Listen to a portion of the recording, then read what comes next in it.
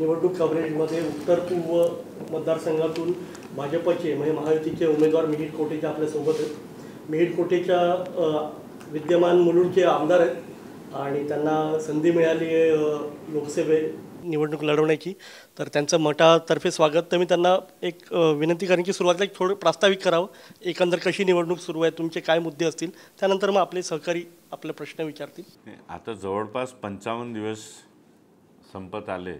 13 मार्चला माझी उमेदवारी आमचे शीर्ष नेतृत्व मोदीजी, अमितभाई, नड्डाजी, देवेंद्र फडणवीसजी यांनी ठरवलं आणि भारतीय जनता पक्षाने मला माझी उमेदवारी घोषित केली। 55 दिवसाचा प्रवास सर्वप्रथम तर खूप मोठा प्रवास आहे, कारण मला संधी भेटली जास्तीत जास्त विभागापर्यंत पोचायची, जास्तीत जास्त लोकांपर्यंत मी संपर्क करू शकलो त्यांचं, आणि एक्झॅक्टली कॉन्स्टिट्युएन्सी कशी आहे, वेगवेगळ्या विभागात काय काय प्रॉब्लेम्स आहेत ते डिटेलमध्ये मला त्याची जाणीव झाली आहे। तर मी याला ॲडव्हान्टेज समजतो। आता शेवटच्या टप्प्यात आपण आलो आहे आणि आता प्रचाराचे तर 10 दिवस बाकी आहे आणि मग शेवटचे 2 दिवस पोलिंग प्रिपरेशनमध्ये असणार। एकंदरीत हा अनुभव खूप चांगला होता, कारण विरोधक जे काय नरेटिव्स चालवत आहेत, एक खूप चित्र क्लिअर दिसून येतो की मोदीजी, देवेंद्रजी आणि मोदीजीच्या सैनिक मिहिर कोटेचा हे खूप स्पष्टताने निवडून आल्यावरती विभागासाठी काय करणार। माझा विजन खूप क्लिअर आहे, मोदीजींचा विजन अप टू 2047 पर्यंत क्लिअर आहे, त्यांनी विकसित भारतची संकल्पना मांडलेली आहे। पण त्याच वेळी ज्यावेळी मी विरोधकांचा बघतो तर संजय पाटील काय बोलतोय की उद्धवजींबरोबर अन्याय झालाय, आपल्याला बदला घ्यायचा आहे।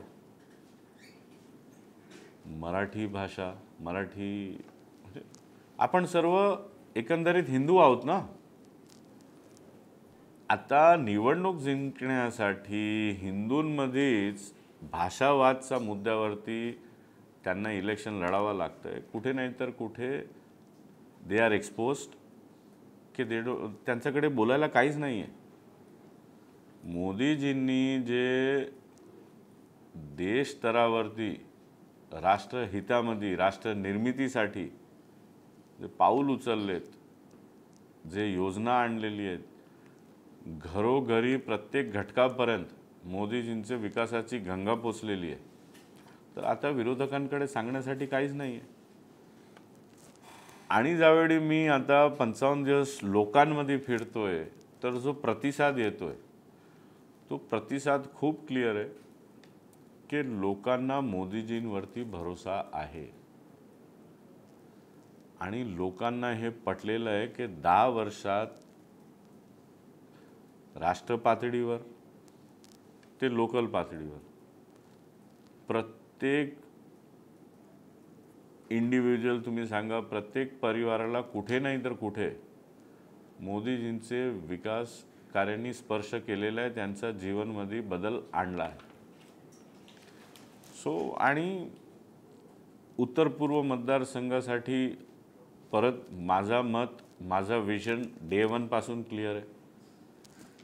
मला सर्वप्रथम प्राधान्य आहे की मुलुंडच्या नाहूर भागात जो मोठा भूखंड आहे तेथे मुलुंड टर्मिनस उभारण्यात यावं।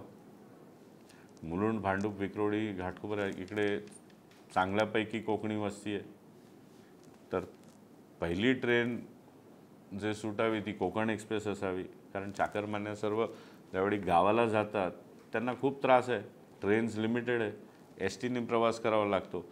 आणि आज छत्रपती शिवाजी महाराज टर्मिनस किंवा कुर्ला लोकमान्य टिळक टर्मिनस किंवा दादर ते ऑलरेडी ओव्हरलोडेड आहे। जर एखादी ट्रेन नवीन करायची पण असेल पण तिकडे स्लॉट्स नाही आहेत। So Mulund terminus is the next best option. दुसरं मानखुर्द आणि विक्रोळीचा dumping ground.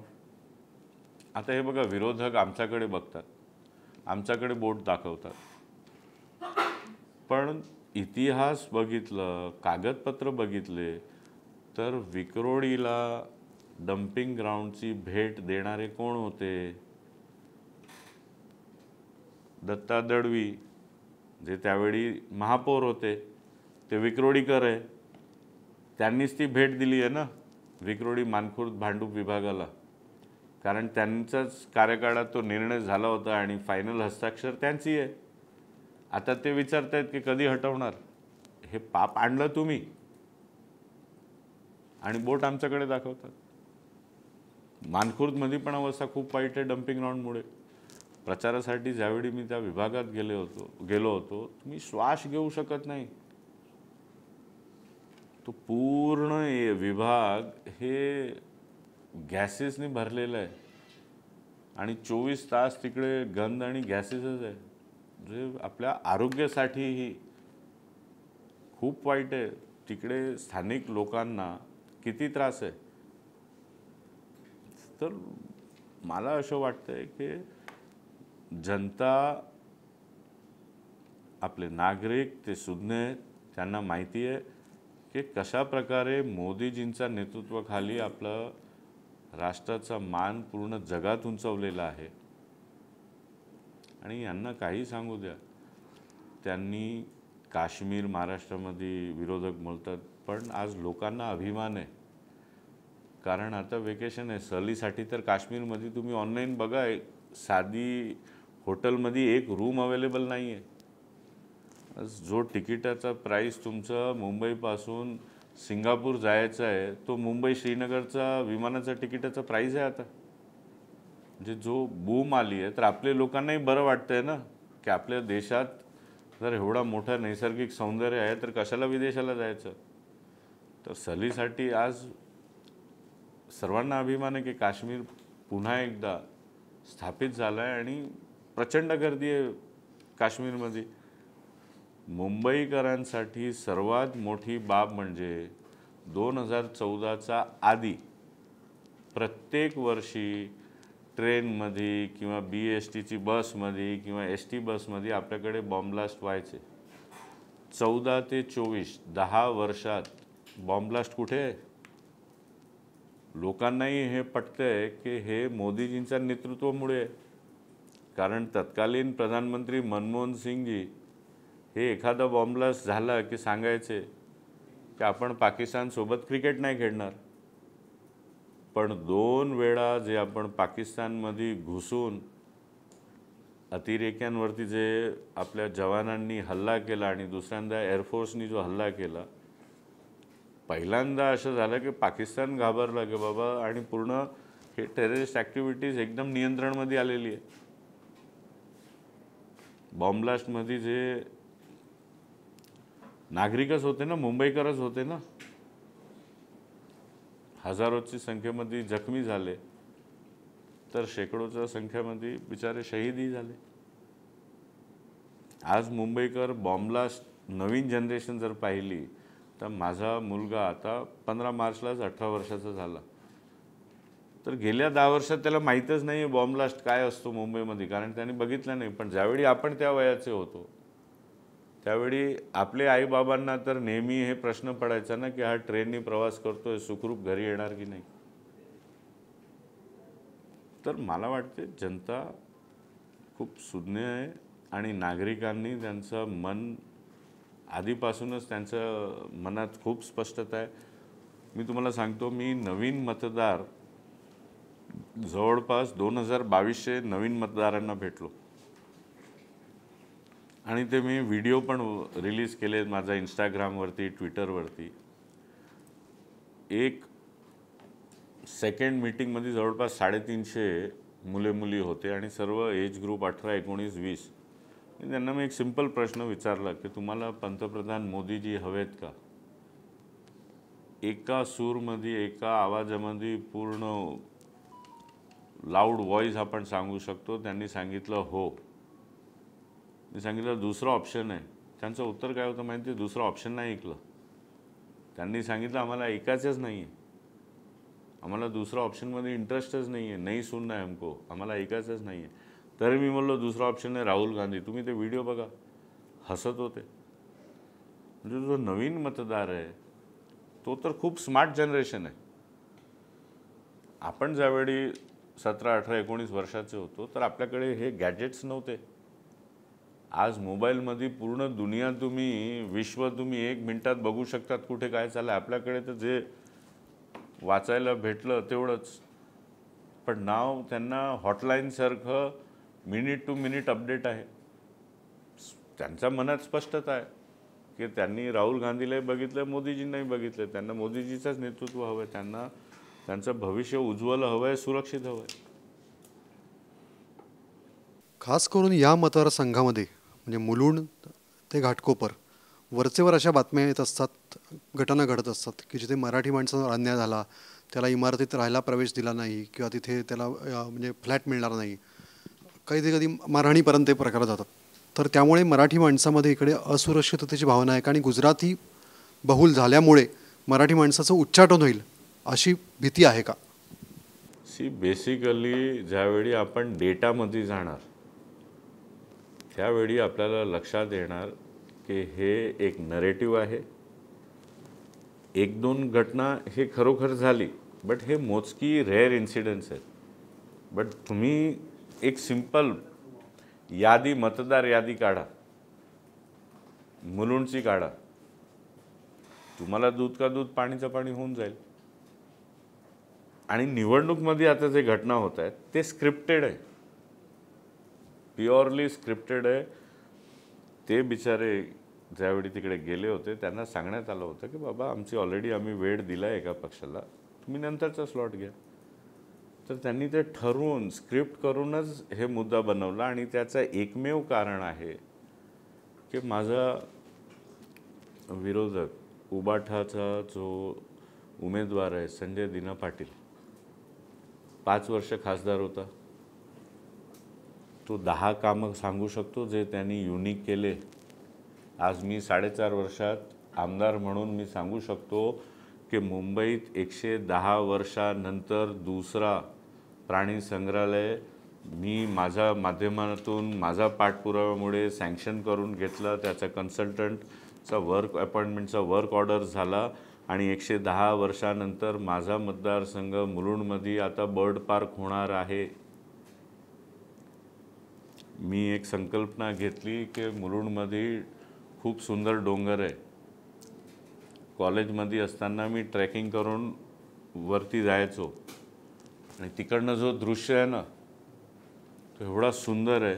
Sanjay Gandhi national फॉरेस्टचा 100% नैसर्गिक सुंदर आणि त्याचा तुलसी लेक, एवढा सुंदर दृश्य आहे. तुम्ही सकाळी तिकडे आम्ही 7-7:30ला पोचायचो तर एवढी एनर्जी भेटायची त्या दृश्याने, एकदम कूल पीस.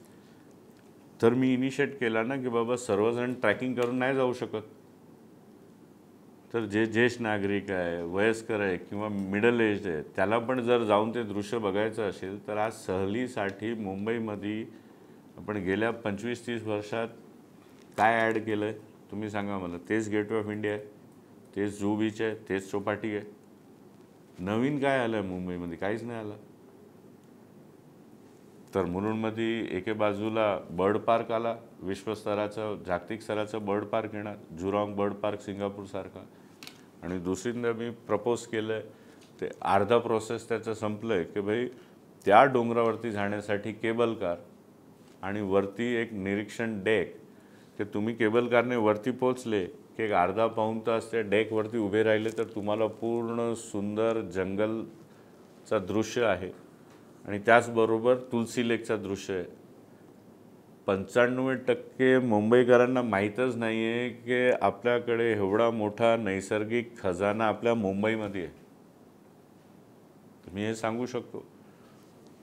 2 मोठे भूखंड, मुलुंड पूर्वमध्ये एक, मुलुंड पश्चिममध्ये एक, सर्व पाठपुरावा करून आता मुलुंड पश्चिमच्या भूखंडवरती आउटडोअर स्पोर्ट्स फॅसिलिटीजचा प्रपोजल मी दिला आहे. तिकडे बरंच काम पेपरवर्क झालेलं आहे, त्याचाही टेंडर निघणार. डिझाईन फायनलाइज झाली. मुलुंड पूर्वमध्ये स्विमिंग पूल नाही आहे, तर एक भूखंड होता शासकीय भूखंड, रिझर्वेशन त्याच्यावरती स्पोर्ट्सचा होता.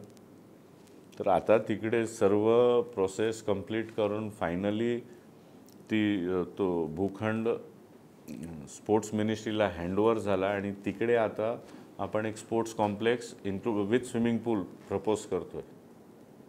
तर हे मुलुंड पूर्वमध्ये जे हे लॉंग पेंडिंग डिमांड होती तीही आता पूर्ण होणार आहे. असं काय केलं 5 वर्ष आमदार आणि 5 वर्ष खासदार म्हणून ते त्यांनी सांगावं. डम्पिंग ग्राउंडचा प्रश्न तुम्ही कसा सॉल्व्ह करता? मुलुंड तर ऑलरेडी सॉल्व्ड आहे. 2025ला ही लीज संपते. मी निवडून आलो तर मी माझी पूर्ण ताकद लावून टाकेन की हे वाटलंच कोर्टात जाईल पण हे लीज रिन्यू होऊ देणार नाही. एकदा ती लीज रिन्यू नाही झाली मग जसं मुलुंडमध्ये आता वेस्ट ट्रीटमेंट करून एक मर्यादित कालावधीत ते संपून जाणार त्याच प्रकारे इकडेही संपून जाणार. पण 2025 नंतर फ्रेश डम्पिंग हे बंद होऊन जाणार ते 100%. आणि त्याच्यासाठी जे एक्सपेक्टेड आहे की आपण वेस्ट मॅनेजमेंट करणं तर त्या दृष्टीने काय नेमकी पावलं? ऑलरेडी जो तिकडे वेस्ट आहे त्याला वेस्ट ट्रीटमेंट करावं लागेल आणि डिस्पोज करावं लागेल. पॅरलली महानगरपालिकाने एक मोठा भूखंड तलोजा साईट घेतलेला आहे. मग मुंबईचं पूर्ण डम्पिंग तुम्ही तिकडे शिफ्ट करा. मीरजी जर डायमेन्शन्स बघितले तुमच्या कॉन्स्टिट्युएन्सीचे तर 6 मतदारसंघ आहेत. त्याच्यामध्ये 3 भाजपचे आहेत, 2 UBT आणि 1 समाजवादी पार्टी. तर त्याच्यामध्ये पण मागच्या वेळी जेव्हा निवडणूक झाली मनोज कोटक एकदम सहज जिंकून आले त्यामध्ये शिवसेना तुमच्यासोबत होती, आता नाही आहे. तर ह्याचा कितपत फटका तुम्हाला तुमच्या मतदारसंघात पडला आणि वंचितची ताकद इतकी पण राहील नाही त्यामुळे ते मतं विभागणी पण फारशी होणार नाही. ते कसं बघता याकडे? डायनॅमिक्सवरती येतो. 2014ला प्रत्येक पक्ष स्वतः लढला, कोणाचीच युती नव्हती. घाटकोपर ईस्टमध्ये लीड 30,000ची होती. घाटकोपर वेस्टची लीड 24-25,000ची होती. मुलुंडची लीड जवळपास 50-54,000ची होती. त्यावेळी आमचे 3 आमदार निवडून आले. विदाऊट UBT ही आमची लीड होती. आता भांडूपमध्ये जिकडे त्या काळात UBTचे उमेदवार निवडून आले त्यांची लीड काय होती? भांडूपमध्ये 5,500, विक्रोलीमध्ये 8,000, 9,000, मानखुर्द पण 8-10,000च होती. तर हे आकडे जर तुम्ही व्यवस्थित बघितले तर आपण ह्या निष्कर्षावरती येऊ शकतो की जे UBTवाले आहेत ते मोदीजींचा चेहरा आणि भारतीय जनता पक्षाचा इन्फ्लुएन्स मोठ्या प्रमाणात होता. कारण 2014चे आकडे स्पष्ट करतात. आमचे तिघही आमदार 24,000, 30,000 आणि 54-55,000ने निवडून आले. त्यांचे तसे नाही 5 आणि 7-8,000 मध्ये निवडून आले. सो हे खूप क्लिअर आहे. दुसरं 14 पासून 24चा जो प्रवास आहे किंवा काळ आहे 14 मध्ये लोकांना मोदीजींचे कामाचा अनुभव नव्हता. आता 10 वर्षात आपले लोक सोडा पूर्ण विश्व हे मोदीजींची स्तुती करतोय.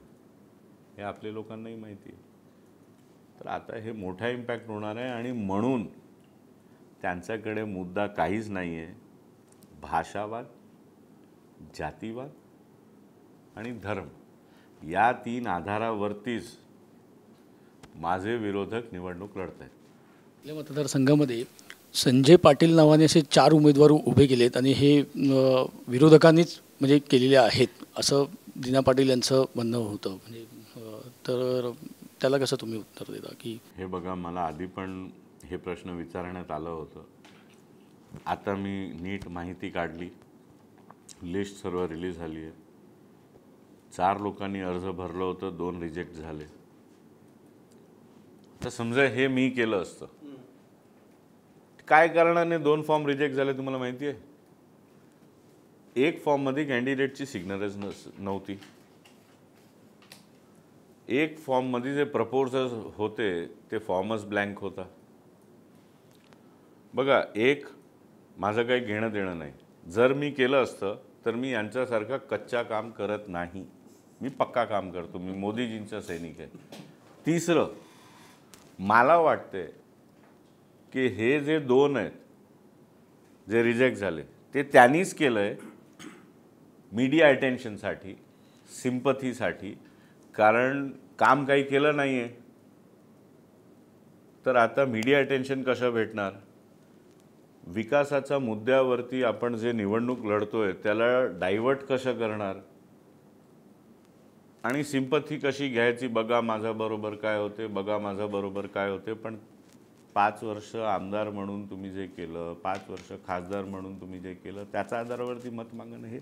सो आय थिंक समवेअर हे अटेन्शन ग्रॅब करण्यासाठी करण्यात आलेलं आहे. म्हणजे 2 परफेक्ट झाले ते तुम्ही नाही, त्यापैकी मी सांगतो एक तर नॅशनल पार्टीचे आणि आय थिंक तुम्हीच एक इंटरव्ह्यू छापला होता, कोणाचा संपर्क केला होता, मी पण कन्फ्यूज आहे की कोण किती काय काय. मी कुठे वाचलं संजय पाटीलनी एक टेम्पलेट बनवलं की हे 4 डमी आणि मी ओरिजिनल. तर त्यापैकी एकाने टाकलं हे डमी मी ओरिजिनल.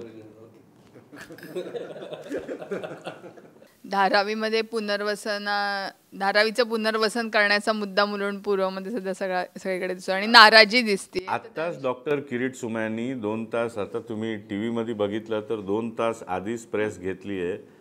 महानगरपालिकेने डॉक्टर किरीट सोमय्याच्या प्रश्नावरती लेखी उत्तर दिलं आहे आणि चांगलं आहे तुम्ही आता हे प्रश्न मांडला, कारण फेब्रुवारीच्या अधिवेशनात मी सभागृहात हे विषय मांडला होता की 1 स्क्वेअर इंच जमीन मुलुंडची धारावीसाठी देण्यात आलेली नाही आहे. आणि मग यांचेच बगलबच्चे यांनी परत काय डॉक्युमेंट सोशल मीडियावरती दाखवलं की मी खोटा बोलतोय. पण आज जे डॉक्टर किरीट सोमय्याजींनी प्रेस घेतली त्याच्यात जे डॉक्युमेंट्स दिलेत त्याच्यात महानगरपालिकेने स्पष्ट लिहून दिलं आहे की आम्ही 1 स्क्वेअर फीट जमीन अजूनपर्यंत धारावी रिडेव्हलपमेंटसाठी दिलेली नाही. दुसरा मुद्दा जो आणखी महत्त्वाचा आहे की त्यांनी जे भूखंड मागितला होता 41 एकरचा डम्पिंग ग्राउंडचा, तिकडे वेस्ट ट्रीटमेंट 6 वर्ष आणखी चालणार आहे. तर 6 वर्षापर्यंत आम्हाला ही जमीन देता येणार नाही, स्पष्टपणे दिलेलं आहे. आणि लेखी उत्तर आहे जे किरीटभाईंनी ऑलरेडी प्रेसमध्ये दिलं आहे. तर आता हे प्रश्नच मिटलं आहे. आता त्यांना काही नवीन शोधावं लागेल, कारण हे सर्व खूप प्लॅनिंग करून टूल किट सारखं चाललं आहे. मी तुम्हाला एक्सप्लेन करतो कसं काय. मी ज्यावेळी विधानसभेत सांगितलं होतं की 1 स्क्वेअर इंच दिलेली नाही आहे, माझा विरोध आहे, मग त्यांचेच कार्यकर्ते हे मुलुंडमध्ये रोज एक नवा व्हिडिओ काढतात आणि जनतेला, नागरिकांना मिसइन्फॉर्म करतायत, मिसगाईड करतायत की नाही हे डॉक्युमेंट बघा. हे आता तुम्ही ज्यावेळी असं कॅमेरासमोर डॉक्युमेंट दाखवतात ते आपल्याला वाचता येणार नाही. तो डॉक्युमेंट काय आहे की DRPनी 11 लँड पार्सल एकंदरीत मुंबईमध्ये मागितले होते, पण महानगरपालिका किंवा UDने ते दिले का? नाही. त्यांनी मागणी केली, तेच दाखवत होते, बघा मागितले, बघा मागितले. आणि मी म्हणत होतो मागितले पण दिले कुठे? ते म्हणायचे नाही हे BJPच करते, BJPच करते. आज दूध का दूध पाणी का पाणी झालं. पण ज्यावेळी हे व्हिडिओ माझ्यावरती आक्षेप झाला आणि मी रिलीज केलं की माझा तर विरोध आहे आणि मी सभागृहात बोललो आहे, त्यापेक्षा मोठा प्रूफ काय पाहिजे. तर शिवसेना काँग्रेस, UBT काँग्रेस तर अलायन्समध्ये आहे. तर UBTवाले एके बाजूने म्हणत आहेत की बघा मुलुंडमध्ये धारावीला आणणार आहे, मुलुंडमध्ये धारावीला आणणार आहे. आणि मी ज्यावेळी माझा व्हिडिओ पोस्ट केला की बाबा माझं मत तर एवढं स्पष्ट आहे, मी सभागृहात हा विषय मांडला, बरोबर दुसऱ्या दिवशी वर्षा गायकवाडचा ट्विट आला की हे बघा BJPवाले, यांना गरिबांशी ॲलर्जी आहे, यांना गरीब नको आहे, कसं धारावीकरांचा विरोध करतायत. So this is a proper scripted tool kit. एक अलायन्स पार्टनर म्हणणार की हे बघा BJPवाले यांना इकडे आणतायत, आणि दुसरा अलायन्स पार्टनर म्हणणार की बघा BJPवाल्यांना किती दुजाभाव आहे गरिबांसाठी. सो हे टूल किट त्यांचा एक्सपोज झालेला आहे. आणि आज तर डॉक्टर किरीट सोमय्यांनी जो प्रेस नोट आणि डॉक्युमेंट्स रिलीज केले त्याचा दूधचा दूध पाणीचा पाणी झाला. मला नाही वाटत उद्यापासून कोणी हे प्रश्न विचारणार पण. केळकरच्या समोरच्या प्लॉटवर पण जे पुनर्वसन PAP. हां PAP तर हा जो PAP अर्थात पॅप म्हणतात, हा पाप कोणाचा आहे? हा पाप UBTचा आहे. तत्कालीन मुख्यमंत्र्यांनी सँक्शन केलेला प्रोजेक्ट आहे हा. आमची सत्ता आली तिथपर्यंत वर्क ऑर्डर सर्व इश्यू झाले होते. परत ते जे फेक नरेटिव्ह पसरवणारे जे डॉक्युमेंट्स दाखवत आहेत, those are building permission documents. तुम्ही मला एक सांगा, ही आपली टाइम्स ऑफ इंडियाची बिल्डिंग जर तुम्हाला रिडेव्हलपमेंट करायची असेल तर तुमची फाईल का मुख्यमंत्रीकडे जाणार का? ते कमिशनरकडे जाणार कन्सेशनसाठी. सो ते जे डॉक्युमेंट दाखवत आहेत, दोज वर normal building permission concessions document which जो कमिशनर देतो. प्राइमा फेसी त्या प्रकल्पाची मान्यता UBTने दिली होती. आणि हा तोच भूखंड आहे जो तुम्हाला आठवण असेल, मटाने पण तो कव्हर केली आहे माझी प्रेस कॉन्फरन्स. याच भूखंडवरती त्यांनी कोविड काळात सांगितलं होतं की मला 5,000 बेडचा हॉस्पिटल कम कन्व्हेन्शन सेंटर उभारायचं आहे, जेणेकरून पुन्हा पॅन्डेमिक आले तर आपण सज्ज असू. तोही स्कॅम होता. ते मी पूर्ण प्रेस कॉन्फरन्स घेऊन त्यांना एक्सपोज केलं होतं. आणि मग त्यांचं लक्षात आलं की हा तोच भूखंड आहे जो MMRDAला 2018मध्ये याच मालकांनी ऑफर केलं होतं कारशेडसाठी 850 कोटी रुपयामध्ये. आणि 2021मध्ये तेच भूखंड मालक UBTला 5,000 बेडचं हॉस्पिटल आणि कन्व्हेन्शन सेंटरसाठी ती जागा 2100 कोटीमध्ये ऑफर करतायत. तब्बल 3 वर्षात 850 कोटीची जागा 2100 कोटी झाली, आणि तेही कोविड काळात. हे जे मी स्कॅम ज्यावेळी एक्सपोज केला त्यांनी ते रद्द करून टाकला. महानगरपालिकेने मुख्यमंत्र्यांना लिहून टाकला, तोही पेपर मी रिलीज केला होता की मुख्यमंत्री साहेबांचा विजन खूप चांगला आहे, मुंबईमध्ये असा प्रकल्प झालंच पाहिजे, पण आमच्याकडे पैसे नाही आहे, तुम्ही शासनाचा आरोग्य खात्याकडनं हे करून घ्या. महानगरपालिकेकडे पैसे नाही आहे ना 90,000 कोटी रुपये, पण त्यांनी काय लिहिलं, आमच्याकडे पैसे नाही आहे ही जागा घेण्यासाठी. काय गेलं, कारण मी ते दूध का दूध पाणीचं पाणी केलं की 3 वर्षात 850 कोटी रुपयाची जमीन तुम्ही 2100 कोटीमध्ये घ्यायला निघाले. त्यानंतर त्यांनी प्लॅन B ॲक्टिवेट केला. 6 महिन्या 8 महिन्याने मुंबईमध्ये खूप मोठा रिक्वायरमेंट PAPचा आहे, जो सत्य घटना आहे की मुंबईमध्ये PAPची रिक्वायरमेंट आहे. 1 लाख घराची रिक्वायरमेंट आहे सर्व DP जर आपल्याला इम्प्लिमेंट करायचं असेल तर. आणि म्हणून त्यांनीच असे वेगवेगळ्या भूखंडवरती इंटरेस्ट लेटर मागवले आणि इकडे PAPचा प्रकल्प झाला. त्याला मान्यताही त्यांनी दिली, सँक्शन झाले, वर्क ऑर्डर झाले, पहिला पेमेंटचा टप्पा झाला. त्यानंतर महाराष्ट्र शासनचे मुख्यमंत्री बदलले आणि शिंदेसाहेब आले. आता शिंदेसाहेब मुख्यमंत्री झाल्यावरती ते जे सँक्शन आहे ते बिल्डिंग परमिशनचं सँक्शन आहे, जे कमिशनरनी केलं BMCचं. आता BMC कमिशनर कोणती फाईल साईन करतो, दिवसात शेकडो फाईल साईन करतो, त्याच्यात मुख्यमंत्र्यांचं काय घेणं देणं आहे? की मुख्यमंत्र्यांना कुठे महानगरपालिका कमिशनर विचारायला जातो ही फाईल करू की नाही करू? So I think this is a complete I wash, आणि आता ते एक्सपोज होत आहेत. एक सातत्य तुम्ही आता जे मुंबई पालिकेतला निधी म्हणाला 90,000 कोटी जे बँकेमध्ये त्यांनी FD ठेवलेत, तर हे 90,000 कोटीवर भाजपचा डोळा असा सारखा आरोप केला जातो. कारण का आता मुंबई पालिकेने सौंदर्यीकरणावर 1000 कोटी रुपये खर्च केलेत, तर नागरिकांचा अनेकदा त्याला आक्षेप असतो. हे बघा, 2014ला ज्यावेळी मोदीजी पंतप्रधान झाले तर देशाचा GDP काय होता, देशाची अर्थव्यवस्था कशी होती, आणि देशाच्या तिजोरीमध्ये किती पैसे होते, आणि आज किती पट ते वाढले, ते जनताही बघते, विशेषज्ञही बघतायत, आपणही बघतोय. BJPचा विजन हे आहे की ते 90,000 कोटी रुपये जे आहे, कसं आपण मुंबईकरांचा जीवनामध्ये बदल आणून त्यांना एक चांगली सुंदर इन्फ्रास्ट्रक्चर सज्ज मुंबई द्यायची, आणि 90,000चे 1,90,000 कोटीची FD कशी करायची, हा भारतीय जनता पक्षाचा विजन आहे. आणि इतिहास सांगतोय, देवेंद्र फडणवीस जी मुख्यमंत्री असताना आज मुंबईकरांच्या सोयीसाठी एवढा मोठा मेट्रोचा जाळ काम चालू झाले ना, महाराष्ट्र शासनकडे पैसे नव्हते तरी काम चालू झाले ना, जायकाकडनं फंड आणला ना, तर BJPचा हा विजन आहे. भारतीय जनता पक्षाला टक्केवारीमध्ये इंटरेस्ट नाही आहे. मोदीजीचं शासन सर्व बघतायत. आम्हाला जनतेची चिंता आहे आणि मोदीजींनी जे जनतेसाठी, देशासाठी, देशाच्या नागरिकांसाठी जे विकास कार्य हाती घेतलेत, न भूतो न भविष्यती एवढे विकास कार्य कोणत्याही शासनाने स्वातंत्र्य झाल्यावर आजपर्यंत आपल्याला मिळाले नाही. तुमचे ज्येष्ठ नेते किरीट सोमय्या याच मतदारसंघातले जुने जाणते, त्यांनी बऱ्याच जणांवर आरोप केले. आज ते सगळे तुमच्या पक्षात आलेले आहेत, तर याचा तुम्हाला त्रास होतो का? नाही, हे बघा, मी एक कार्यकर्ता आहे. मी माझं पक्षातलं काम 32 वर्षापासून करतोय. लोकांमध्ये हे जे आहे ना की हे त्रास होतोय की नाही होतो, लोकांमध्ये विषय खूप क्लिअर आहे की मोदीजी जे करतायत राष्ट्रहितासाठी करतायत, राष्ट्रनिर्मितीसाठी करतायत, आमची येणाऱ्या पिढ्यांचं भविष्य सुरक्षित व उज्ज्वल करण्यासाठी करतायत.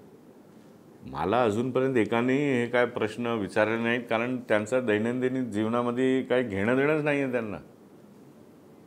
त्यांना मतलब आहे की आपला विकास कसा होणार, आपला देश सुसज्ज आणखी कसा होणार, कशा प्रकारे आमच्या जीवनात बदल होतोय मोदीजींच्या विकास आणि योजनांमुळे, आणखी किती बदल आमच्या जीवनात होणार, they are concerned with that.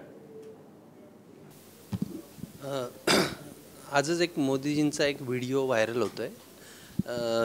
त्यांनी अदानी आणि अंबानी यांच्यावर टीका केली की त्यांनी काँग्रेसला फंडिंग करण्याचं हे केलं आहे. तर त्याचा इम्पॅक्ट विरुद्ध तुमच्या एकूण स्ट्रॅटेजीवर काय होणार आहे? म्हणजे आतापर्यंत काँग्रेस अदानी अंबानींना म्हणजे आरोपीच्या पिंजऱ्यात हे करत होते की त्यांनाच सगळी संपत्ती ती दिली जाते. तसं तुमच्यावर काय इम्पॅक्ट होईल त्या सगळ्या मोदींच्या ह्या वक्तव्यानंतर? हे बघा, मी माझ्या निवडणुकीत मोदीजींनी केलेले कार्य, आणलेली योजना, त्याच्यावरती 10 तास भाष्य करू शकतो. तुम्ही जे घटना म्हणतात ते मला माहीत नाही, पण ते बघितल्यावरती मी तुम्हाला ते उत्तर देऊ शकतो. पण सध्या मला माहीतच नाही तुम्ही काय म्हणतात ते, काय नेमकं काय बोलले आणि काय झालं, तर मी काय कमेंट करू. अदानी आणि अंबानींचा काळा पैसा हा काँग्रेसकडे जातोय आता, आणि तोच काळा पैसा वापरून ते आता निवडणूक जिंकणार आहे असं मोदीजी म्हटले. जर मोदीजींनी हे म्हटलं तर ते 100% खरं आहे. मोदीजी एक एक शब्द जे बोलतात तो सत्य असतो. तर तुम्ही बघा, ज्यावेळी हे बॉन्ड्सचा इश्यू निघाला, किती ओरडत होता राहुल गांधी. आला 1 रुपया पण त्या 2 कंपन्याकडनं भारतीय जनता पक्षामध्ये. मी तर भारतीय जनता पक्षाचा महाराष्ट्राचा कोषाध्यक्ष आहे ना. एखाद्या वेळीस एक डोनेशन आला तर ती जे रसीद जाते त्याच्यावरती माझी सही असते. मला हे आधीपासून माहीत होतं, कारण मी रसीदच नाही दिली. पण हे दूध पाणी का पाणी झाला ज्यावेळी डिटेल्स समोर आली. तर आय थिंक हे खूप स्पष्ट आहे की काय चाललं आहे आणि काय नाही चाललं आहे. आणि या महाराष्ट्र शासनाने तर जे आरोप करतायत की नवीन उद्योग येत नाहीत, तर या जे देशातले सर्वात मोठे उद्योगपती आहे त्यांच्या घराखाली लावली ना जिलेटिन, यांनीच लावली ना. उत्तर पूर्व मुंबईतले जे रिकामी प्लॉट आहेत ना, त्यावर सगळ्यांचा डोळा आहे. म्हणजे सॉल्ट, काही झालं की सॉल्ट पॅनवर जायचं, आणि कुठलेही प्रकल्प म्हटले की सॉल्ट पॅन. तर सेंट्रल गव्हर्नमेंट असो, स्टेट गव्हर्नमेंट असो, सगळ्यांना काही नवीन योजना दिसल्या की सॉल्ट पॅन. पण त्या योजना लोकांच्या उपयोगाच्या आणि चांगल्या येतील याची ग्वाही तुम्ही या निमित्तानं आम्हाला द्याल का? हे बघा, माझा मत स्पष्ट आहे. मी निवडून आलो तर सॉल्ट पॅन हे आपले नॅचरल रिसोर्सेस आहे, ते तसेच राहायला पाहिजे. आणि जर करायचं आहे काय तर जसं एक सेंट्रल पार्कसारखं, जसं मी एक आता बर्ड पार्क मुलुंडमध्ये करून येतो, तर एक नैसर्गिक वास्तू, कारण मी सांगितलं मुंबईमध्ये पर्यटन टुरिझम शनिवार रविवार फॅमिलीबरोबर कुठे जायचं असेल तर काहीच नाही आहे. तर जसं गुजरातमध्ये स्टॅच्यू ऑफ युनिटी झाली, मोठा भूखंड लागला, तसं लोकांसाठी एक नैसर्गिक जर करायचं असेल तर एक अशी काही नैसर्गिक करायची जेणेकरून प्रदूषण होणार नाही आणि लोकांनाही एक ऑप्शन भेटणार. माझं मत स्पष्ट आहे की असंच काही करायचं. डेव्हलपमेंट काय नाही, मुंबईमध्ये ऑलरेडी खूप डेव्हलपमेंट आहे आणि या लँड पार्सल्सला होईल तेवढं आपण नॅचरल ठेवलं पाहिजे. याला जोडून एक प्रश्न आहे की फेब्रुवारीमध्ये महाराष्ट्र गव्हर्नमेंटने सिव्हिल एव्हिएशन मिनिस्टरला लिहिलं होतं की व्हर्टिकल लिमिटवर जे रिस्ट्रिक्शन्स आहेत ते काढून टाकलं तर हा जो लँड पार्सल आहे ह्याला एक्सप्लॉइट करता येईल जास्तीत जास्त. तुमचं पर्सनल मत काय याच्यावर? हे बघा, हे कुठे नाही तर कुठे तुम्ही मिसइंटरप्रेट करताय. व्हर्टिकल रिस्ट्रिक्शन्स काढले की आज तुम्ही मुंबई जेवढे मोठे जागतिक शहर जर बघितले, हाँगकाँग, सिंगापूर, न्यूयॉर्क, टोकियो, तर वस्ती वाढत चालली आहे, भूखंड लिमिटेड आहे. तर एक्झिस्टिंग भूखंड आहे. आता तुम्ही ज्या सोसायटीमध्ये राहतात तुम्हाला रिडेव्हलपमेंट करायचं आहे, आता आपल्याला व्हर्टिकलच जावं लागेल. तर आपण जे पार्ला आहे, माझा मतदारसंघात घाटकोपर पश्चिम घाटकोपर पूर्व आहे, तिकडे तुम्हाला 14-15 माळ्याचं वरती परवानगीच भेटत नाही. पण मग तिकडे जे नागरिक राहतात ते ज्यावेळी रिडेव्हलपमेंटला जातात तर त्यांना तो बेनिफिट डेव्हलपर देऊ शकत नाही. हे रिस्ट्रिक्शन जर तुम्ही काढले तर जो रिडेव्हलपमेंटचा बेनिफिट मुलुंड किंवा भांडूपचा नागरिकला भेटतो ते घाटकोपर वेस्टलाही भेटणार ना.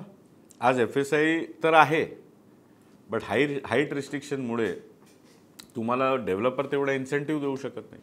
तुमची पण मागणी त्याला म्हणजे पाठिंबा सिंपल आहे. तुम्ही घाटकोपर पश्चिममध्ये राहता, जुनी मोडकरीस आलेली बिल्डिंगमध्ये C1 कॅटेगरीची बिल्डिंग आहे. आज डेव्हलपर हात लावायला तयार नाही कारण FSI कन्झ्युम होत नाही. तेच रिस्ट्रिक्शन तुम्ही काढले तर FSI कन्झ्युम होणार. तुमचा जर 350 फुटाचा घर आहे तर मुलुंडमध्ये डेव्हलपर तुम्हाला 450 आणि 500 स्क्वेअर फूटचं घर ऑफर करतो, तिकडे नाही करत. पण यात मुलुंड पूर्वमध्येच ना अनेक वर्षांपासून होती, आम्ही त्याची मालिका पण केली होती. 25-25 वर्षापासून रिडेव्हलपमेंट रखडलेलं आहे आणि टाटा कॉलनी वगैरे परिसरामध्ये, आणि अत्यंत हतबल आहेत तिथले सगळे नागरिक. तुम्ही तिथले आमदार आहातच, आता तुम्ही खासदार होणार, अशा शुभेच्छा आहेत आमच्याकडून.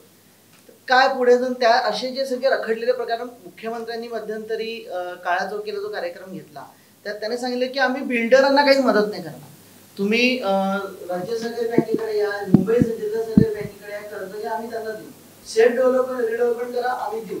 पण बिल्डरकडे जर का तुम्ही रिडेव्हलपमेंट करत असाल तर आम्ही कुठलीही मदत करू शकणार नाही, कारण तो पैसा बिल्डरच्या खिशात जातो. पण हे जे बिल्डरांवरती विश्वास ठेवून 25-20 वर्ष रखडलेले प्रोजेक्ट आहेत त्यांच्याबद्दल काय कसं? तुम्ही जे पर्टिक्युलर प्रकल्प म्हणतायत टाटा कॉलनीतला, ते असे मोजके 2-3-4 प्रकल्प आहे जे स्थानिक लोकही माझ्याकडे आले होते. पण मी ज्यावेळी डिटेल्समध्ये गेलो तर पार्टनरशिप डिस्प्यूट्स कोर्टमध्ये चालले आहेत, मॅटर सबज्युडाइज्ड आहेत, किंवा बिल्डर हा उठला आहे पण त्यांनी जे पैसे टाकले, तर हे कॉम्प्लिकेटेड प्रोजेक्ट्स आहेत ज्याच्यातनं तोडगा निघत नाही आहे आणि ते कोर्टामध्ये केस असल्यामुळे ते अडकलेले आहेत.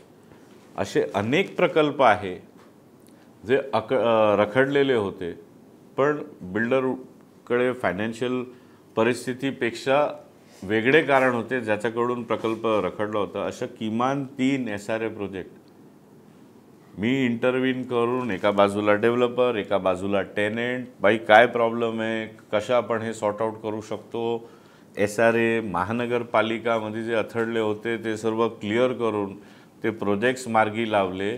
आणि आज आनंद आहे, 2 असे प्रोजेक्ट जे एकदम बंद पडलेले होते ते आता कंप्लिशनवरती आले.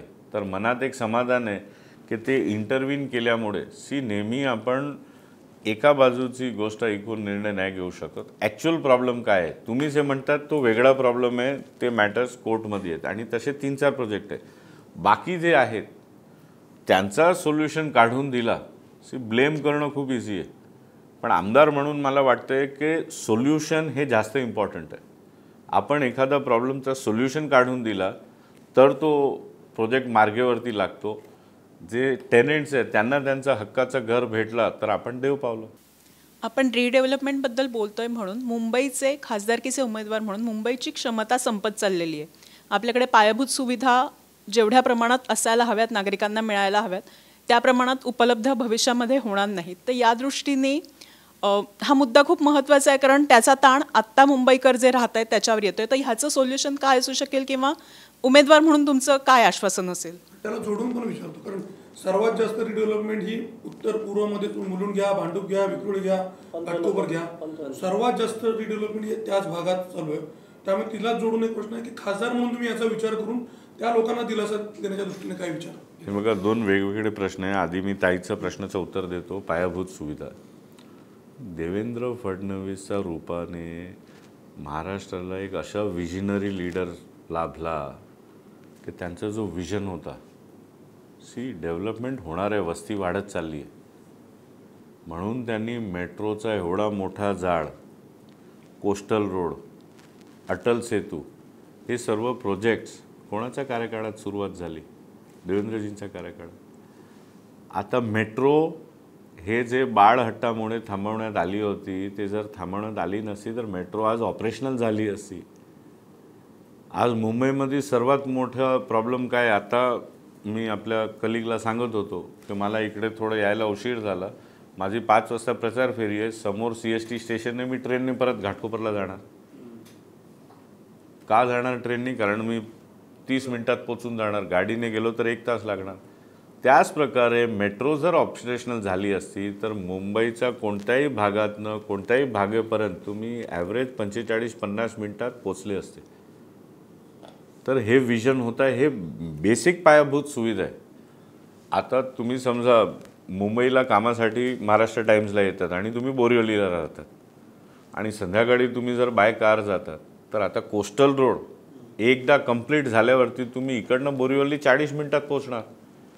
हेच देवेंद्रजींचा विजन होता की वस्ती वाढणार आहे, तुम्ही डेव्हलप्ड सिटीज बघणार, हाँगकाँग बघा, सिंगापूर बघा, लंडन बघा, न्यूयॉर्क बघा, तर बेसिक पायाभूत सुविधा इन प्लेस आहे.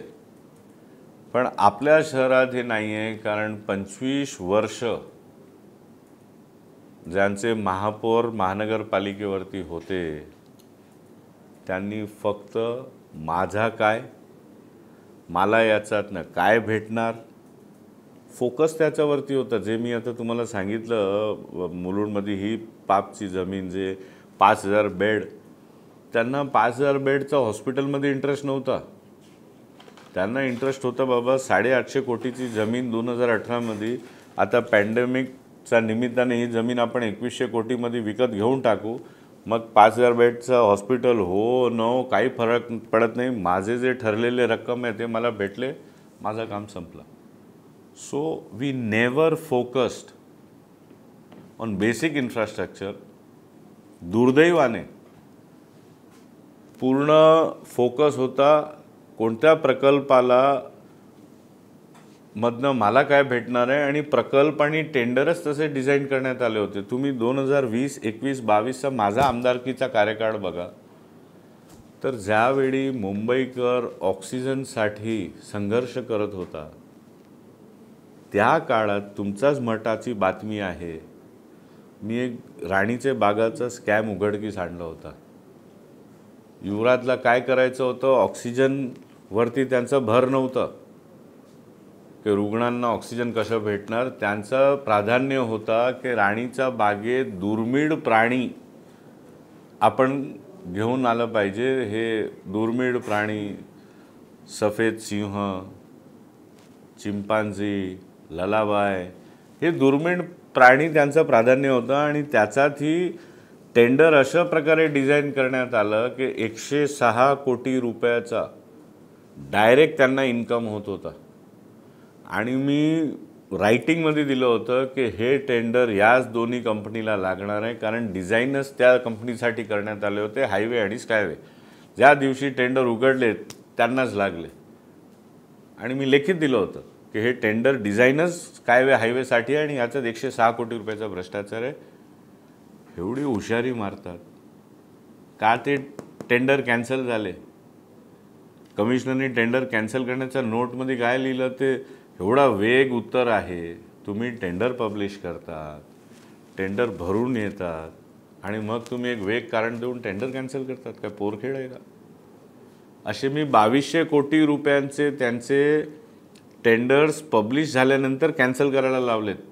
आरोप नाही केले, आरोप केले, पुरावा दिला आणि त्यांना ते पुरावा भेटल्यावरती कॅन्सलही करावे लागले. सो आय थिंक कुठे नाही तर कुठे मी मुंबईकरांचे घामाचे 2200 कोटी रुपये वाचवले आणि त्याचं समाधान आहे मला. वेस्टर्न भागात तुम्ही सांगितलं कोस्टल रोड झाला, काँग्रेसच्या काळात फ्रीवे झाला होता. हो, तर तो तिथेच अडकलाय हो, चेंबूरपर्यंत. हो. तर तिथून गुड क्वेश्चन. तुम्ही जे तर म्हटलं माझा की मला जायला 1 तास लागणार आहे. हो. तो जो फ्रीवे झाला असता, आता 2014 पासून तुमची सत्ता आहे, त्याच्यातला बहुतांशी काळ हा नाही 2014 ते 19 आमची सत्ता होती देवेंद्रजींची. तर 2014 ते 19 मध्ये मेट्रोचा झाड, coastal road, Atal Setu, mega infrastructure projects initiate झाले. आता आपण वार्ता करूया. मी निवडून आलो तर खासदार म्हणून मी ऑलरेडी हे माझं विजन डॉक्युमेंटमध्ये एक प्राधान्य आहे, ह्या फ्रीवेला ठाण्यापर्यंत एक्सटेंड करायचं आणि घाटकोपर, विक्रोळी, भांडूप, मुलुंड आणि ऐरोळी ब्रिज त्या बाजूने त्याची ब्रांचेस करून लँडिंग पॉईंट्स द्यायचे. तर तुम्ही विटीपासून मुलुंड मोजके 40 मिनिटात पोचू शकणार आणि मग ते मुलुंडकरांना किंवा भांडूपकरांना किंवा विक्रोळीकरांना तो एक रिलीफ भेटणार. मगाशी समीरनी तो प्रश्न विचारलेला त्याच्या संदर्भातलाच आहे की एकीकडे मोदीजी म्हणतात की आमचा भ्रष्टाचाराबाबत 0 टॉलरन्स आहे, आम्ही हे करत नाही आहोत, आणि दुसरीकडे आपल्या महायुतीचे उमेदवार आहेत ज्यांच्यावरती आरोप आहेत भ्रष्टाचाराचे. तर हा भाजपचा विरोधाभासाचं चित्र नाही वाटत? आरोप आहे, सिद्ध नाही झाले. आरोप आहे, सिद्ध नाही झाले आणि एक लांब काळापर्यंत ते सिद्ध नाही झाले. कोर्टामध्ये काहीच सिद्ध नाही झालं. त्यांनाच आम्ही घेतलेलं, ज्यांच्यावरती आरोप सिद्ध झाले त्यांना कोणालाही घेतलेलं नाही. पण आत्ता 2 जे उमेदवार आहेत त्यांची आत्ता अगदी रिसेंटली त्यांची चौकशी सुरू होती किंवा काय, म्हणजे आपले वायकर असतील आणि हे नो, मला माहीत नाही तुम्ही कोणाच्या संदर्भात बोलताय. निवडणुकीच्या थोडा आधीपर्यंत उत्तर पूर्वसाठी मनोज कोटक खासदार म्हणून लढतील असं साधारण चित्र होतं. म्हणजे मिहीर कोटेचांचं नाव आलं तेव्हा 90% लोकांना अरे शॉक होता की खासदार ती लढत आहे. आता ह्या सगळ्या प्रक्रियेमध्ये त्यांचा सपोर्ट कसा मिळतोय? कारण सुरुवातीला थोडं नाराजी होती असं कानावर येत होत्या. नाही, हे बघा, डे 1 पासून म्हणजे माझी उमेदवारी घोषित झाली, योगाने मी फडणवीस साहेबांची भेट घ्यायला गेलो होतो आणि मी निघताना मी बघितली मनोज कोटकजी यांची गाडी मला क्रॉस झाली मलबार हिलमध्ये. त्यांना फोन केलं की तुम्हाला किती वेळ आहे? तर म्हटलं मला एक 15-20 मिनिटं, मी चौपाटीला थांबतो, तिकडनं आपण मुलुंडसोबत जाऊ. आणि आम्ही मुलुंडपर्यंतचा प्रवास सोबत केला. हे 13 मार्चची घटना आहे. 13 मार्चला मग माझ्या कार्यालयामध्ये आम्ही अर्धा तास बसलो, मीडियाला जॉईंट स्टेटमेंट दिलं. तो दिवस आहे आणि आजचा दिवस आहे. तुम्ही मनोज कोटकजींची सोशल मीडिया बघून घ्या, तो सातत्याने प्रचारामध्ये लागलेले आहेत. बघा, भारतीय जनता पक्षाचा कार्यकर्ता, त्यांचाही राजकीय प्रवास 32-33 वर्षाचा आहे, माझाही तेवढंच आहे. आमच्या डोक्यात खूप स्पष्टता आहे. राष्ट्र प्रथम, पक्ष द्वितीय, स्वतः शेवट. तुम्ही जर माझ्या ऑफिसला आला तर एवढा मोठा बोर्ड आहे, nation first, party second, self last. आणि या मूळ मंत्रावरती आम्ही भारतीय जनता पक्षाचे कार्यकर्ते काम करतो. Mirji, thank you very much. तुम्ही पूर्ण तासभर वेळ दिलात आणि आमच्या प्रश्नांना उत्तर दिली. मी आमचे निवासी संपादक समीर कर्वेंना विनंती करतो की तुम्हाला गणपती देऊन तुमचं स्वागत करून शुभेच्छा द्यावा. थँक्यू.